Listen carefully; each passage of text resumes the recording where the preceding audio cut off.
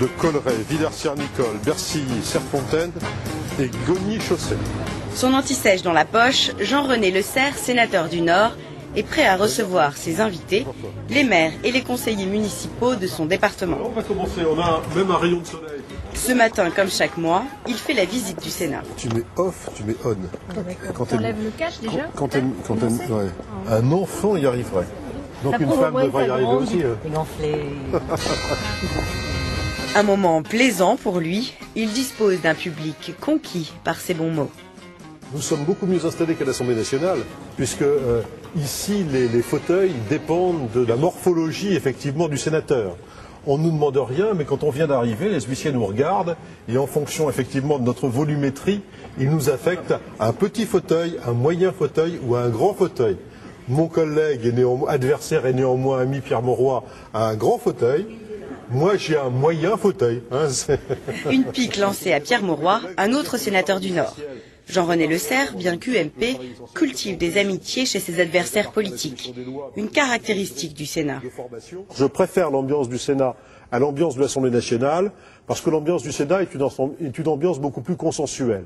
C'est-à-dire qu'on a beaucoup plus tendance à s'écouter les uns les autres, quelles que soient les formations politiques auxquelles on appartient. Au Sénat, on serait rappelé à l'ordre par le président tout de suite si on s'envoyait des noms d'oiseaux avec nos collègues. À l'hémicycle, c'est la partie émergente. Un tempérament de conciliateur que Jean-René Le Serre a su utiliser pour faire son chemin en politique. Élu conseiller général du Nord en 1988, il prend la succession du maire de Marcq-en-Barœul en 1994. Puis il est élu sénateur en 2001. Il doit quitter son fauteuil de maire pour respecter le non-cumul des mandats.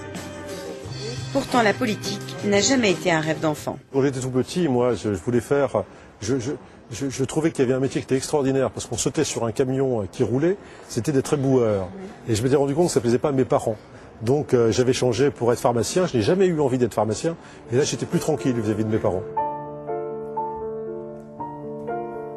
L'enfant docile ne deviendra ni éboueur, ni pharmacien, mais professeur de droit, et développera une passion pour le gaullisme, héritée de sa grand-mère. Ma première rencontre avec le général de Gaulle, c'était effectivement lorsque j'avais 7 ans. Nous étions donc en 58, c'était le retour du général au pouvoir, et ma grand-mère, qui était une gaulliste tout à fait plus que convaincue, avait affiché dans la maison familiale des grandes photos sur le retour du général, où on voyait effectivement le général descendre les Champs-Élysées dans une voiture découverte. Et elle m'expliquait en quoi cet homme avait sauvé un État totalement en déshérence, en quoi la France qu'elle croyait effectivement disparue avait ressuscité par la seule volonté d'un homme. Ce jour-là, j'ai ressenti une fascination, mais une fascination comme pour un héros. Enfin, c'est à 7 ans, vous savez, c'est une fascination que vous pourriez avoir pour Buffalo Bill ou pour Davy Crockett. Et puis un peu à la fois, ça a mûri. Dans l'ambiance feutrée de la bibliothèque du Sénat, Jean-René Le Serre se ressource en s'imprégnant de la pensée du général. Le côté positif de mon esprit me convainc que la France n'est réellement elle-même qu'au premier rang, que seules de vastes entreprises sont susceptibles de compenser les ferments de dispersion que son peuple porte en lui-même, que notre pays tel qu'il est, parmi les autres tels qu'ils sont, doit, sous peine de danger mortel, viser haut et se tenir droit. Lorsque je me dis que la politique a ses aspects quotidiens un petit peu parfois dérisoires, je pense qu'effectivement ça fait pas de mal. C'est un souffle surtout, c'est effectivement un souffle l'élection politique. Ça remet les idées clairement en place sur l'essentiel par rapport aux circonstances et par rapport aux détails. C'est bon pour Sébastien Le Prêtre, Jean-René. L'inspiration gaulienne retrouvée, Jean-René Le Serre peaufine son intervention. Cet après-midi, il s'exprime sur l'hospitalisation sous contrainte des malades mentaux. Il est rapporteur du projet de loi sur la réforme des professions de santé. Je reprends une partie de mon rapport, parce que si je leur donne tout mon rapport cet après-midi, on en a pour 1h30. Alors je pense qu'avec 5-6 minutes, ce sera amplement suffisant. 5 minutes, c'est peu pour rendre compte des dizaines d'auditions de psychiatres, de juristes, de familles de malades. Le sénateur attend son tour avec impatience. Il leur reste 42 amendements, mais disons, on n'est pas sorti d'auberge. La parole est à Jean-René Le Serre. La nouvelle loi doit permettre de distinguer les malades dangereux des malades inoffensifs et donner plus de pouvoir aux maires. Je me permets en quelques mots de rappeler l'économie générale de la réforme. En premier lieu, la décision d'hospitalisation d'office serait prise par le maire et non comme aujourd'hui par le préfet.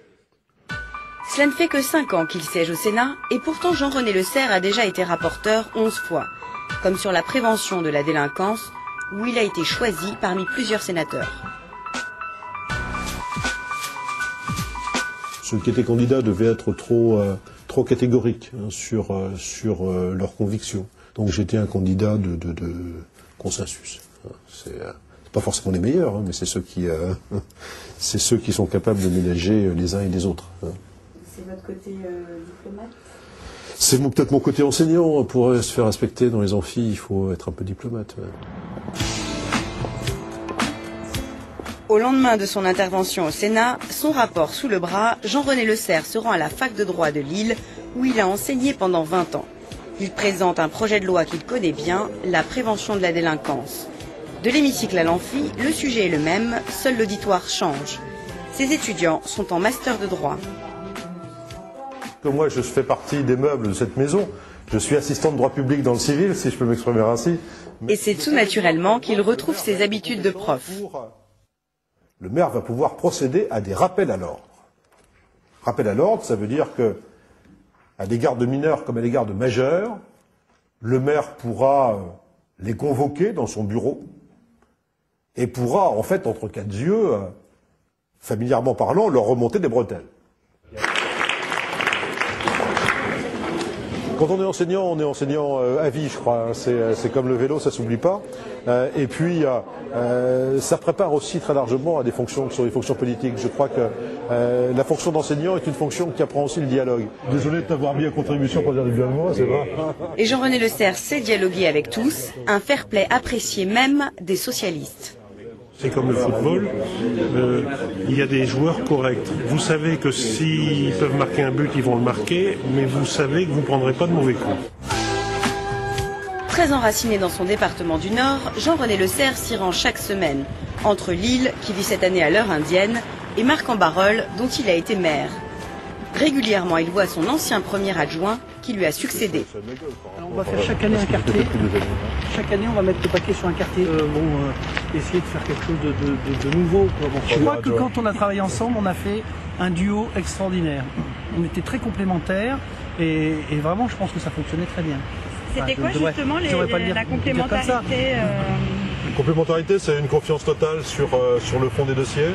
C'est effectivement accepter de déléguer totalement une partie de ses responsabilités, notamment sur un domaine qui est un domaine aussi sensible que l'urbanisme, et se dire que quand vous avez fait confiance à un adjoint, eh bien, il faut le laisser et prendre des risques et assumer directement les responsabilités. Salut Jean. Déléguer, faire travailler les gens en équipe, c'est le credo de Jean-René Le Serre. Une qualité bien utile lorsqu'il était vice-président chargé de l'assainissement à la communauté urbaine de Lille de 1994 à 2001. Il fallait alors dépolluer la Marcq, une rivière qui traverse 5 communes. Quand on pense que cette rivière était une rivière qui était la plus polluée de France il y a encore une dizaine d'années, c'est une rivière qui flambait, puisque, ce qui est une image d'apocalypse, cette rivière avait pris feu tellement elle était chargée de métaux lourds. Autrefois bordée d'industries très polluantes comme des tanneries ou des corderies, la rivière revit aujourd'hui. Parce qu'au niveau de l'écluse de Marcq-en-Barœul, je vois arriver des pêcheurs. Et moi j'ai retrouvé des hérons, donc s'il y a des hérons et s'il y a des pêcheurs, c'est qu'il y a du poisson.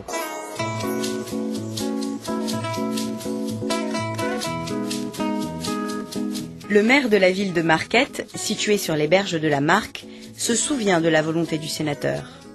Jean-René, très influent, et puis nous a convaincus qu'il fallait avancer, et puis ensemble nous sommes allés, surtout lui, nous allés chercher les fonds qui nous permettaient d'améliorer cette marque qui en avait bien besoin. Donc c'est d'abord Jean-René le maire, avec qui j'ai beaucoup travaillé, et maintenant bien évidemment c'est avec le sénateur. Bonjour Claude. Attendez, moi. Oh, au contraire. C'est l'aboutissement. Celui qui, petit, rêvait d'être éboueur, aura au moins contribué à l'assainissement et à la renaissance d'une rivière.